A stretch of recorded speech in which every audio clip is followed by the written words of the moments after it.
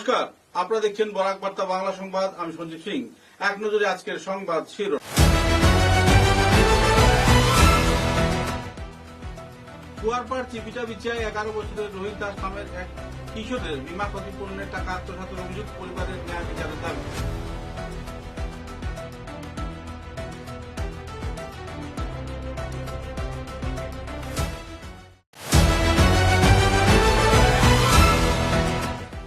West Silchar কলেজে নিযুত ময়না ও নিযুত বাবু প্রকল্পের আবেদনপত্র বিতরণ করলেন বিধায়ক কিশোর নাথ। মুখ্যমন্ত্রীর প্রতি কৃতজ্ঞতা জ্ঞাপন করলেন কর্মকর্তারা।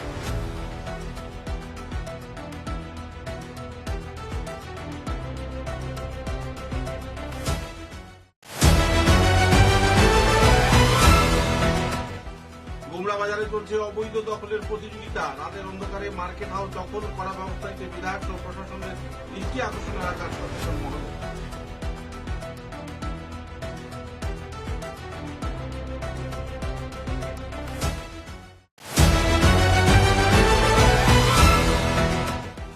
ধলাই বিধানসভা কেন্দ্রের অন্তর্গত পূর্ব ধলাই স্মিথনগরে ভয়াবহ অগ্নিকাণ্ডে পুড়ে ছাই সারদা দাসের বসতবাড়ি।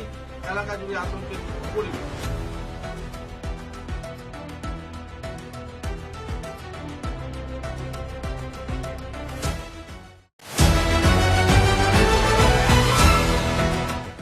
সমাজের প্রতি দায়বদ্ধতায় ভবিষ্যতের চিকিৎসকদের মধ্যে মানসিক মূল্যবোধ জাগ্রত করার লক্ষ্যে শিলচর মেডিকেল কলেজ হাসপাতাল কমিউনিটি মেডিসিন বিভাগের উদ্যোগে শিলচর বাজারে আয়োজিত হল বিনামূল্যে স্বাস্থ্য পরীক্ষা শিবির।